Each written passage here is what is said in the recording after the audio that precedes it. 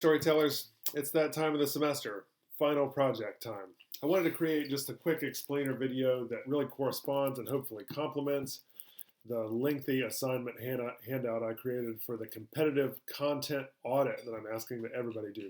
Competitive content audit is one heck of a mouthful. Perhaps I'll come up with a catchier title in future iterations of this course. But for now, competitive content audit is what we're going to have to work with.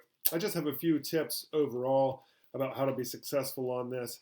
But in a general sense, I would try to pick an industry that you know well. I would pick a company that you know well, and I would certainly pick an industry and a company that you want to know more about, because by the end of this process, you will become a kind of minor expert on the subject, whatever the company is that you have chosen and whatever the industry is that you have chosen.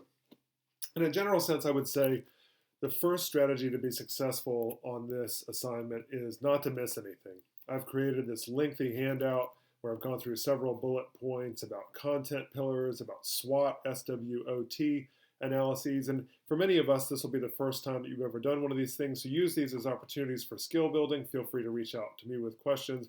But in a general sense, try not to miss any of those. Use that assignment handout as a checklist and make sure that you've checked off every bullet point that exists on that assignment handout.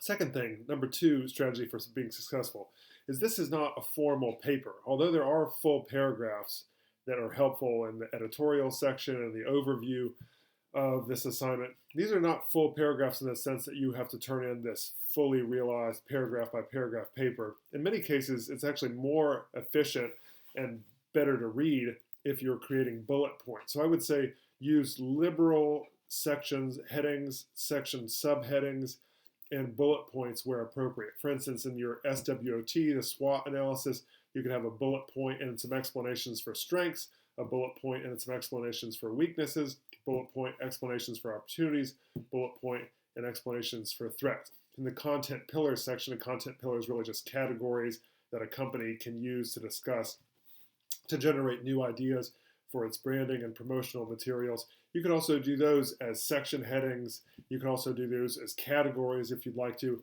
as opposed to fully written out paragraphs. In other words, feel free to play with the style a little bit, because my expectation is not that you turn in a 12 to 14 page paper in which there's only paragraph after paragraph after paragraph after paragraph. In fact, that's not what these sorts of, in the industry itself, if you would go on to work in this or a related industry, that's not what you would turn in if a supervisor asked you for one of these things. If you end up working for a public relations or marketing agency, those are not the kinds of things that you would end up turning in. You would end up turning in some sort of a PDF that has various kinds of designs, various kinds of promotional materials included, various headings and subheadings, bullet points. It would be much easier to read than something like a book or a formal paper.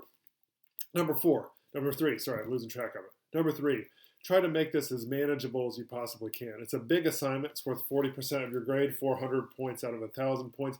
But at the same time, we've had this assignment for all semester, and now you have several different days left. And so rather than do it on one day or 2 days, I would try to do 1 page a day, a page and a half a day, a bullet point a day. In other words, if you chunk this thing out and make it more manageable, spend an hour here, 2 hours there on it, as opposed to 10 hours one day and 10 hours the next day, I think you'll find this thing to be a much more easily handled assignment than if you wait till the last minute or the second to last minute. Number four, do tons of outside research. You should really demonstrate your knowledge of this company and this industry. There's a few different places where you can get lots of good information. I'll leave it up to you for Google searches and such, but through the college's website, through the college's library, you can access a few different databases to get some industry-specific knowledge and some company-specific knowledge. The best and the biggest of all the databases for current events, especially in terms of business and marketing materials, is called Nexus. I would look into Nexus. I would look into Business Insights is the title of another database, as well as Business Source. Business Source is a really great one. Business Source Complete is what it's called. And then finally, the database through the library's website that's most associated with our field and also includes lots of marketing, public relations, and that sort of material is called Communication and Mass Media Complete. Number five, be as specific as possible in your claims. No vague claims. Be bold and be imaginative. Right? In the end, you're trying to isolate what is the current status, what is your audit assessment of a current company in a specific industry. Be as specific as possible, not just about what you think the company's current position is relative to its competitors, but what does the industry as a whole look like? And then moving forward, what are the specific recommendations you would suggest for this company going forward? So be bold, be specific, be imaginative. And then finally, this is a story too, right? This assignment is your story too. It's easy to sort of get lost in the forest and just focus on this tree or that tree. In this metaphor, each tree is kind of a bullet point, right? So you're focusing on this content pillar or this SWOT analysis or this white pages and blue ocean strategies and so forth. Don't let the overall story get lost as you're attending to each of these bullet points. This assignment is your opportunity to tell one big story. Where is the company now, and where could that company be in the future? And that ultimately is the message you want to ring through and ring true with lots of the data that you bring to bear. I look forward to reading these. I look forward to hearing how your assignment goes when you're working on these. And feel free at any point during this process to reach out to me and schedule a meeting or ask questions via email. I'm happy to help. Good luck, everybody.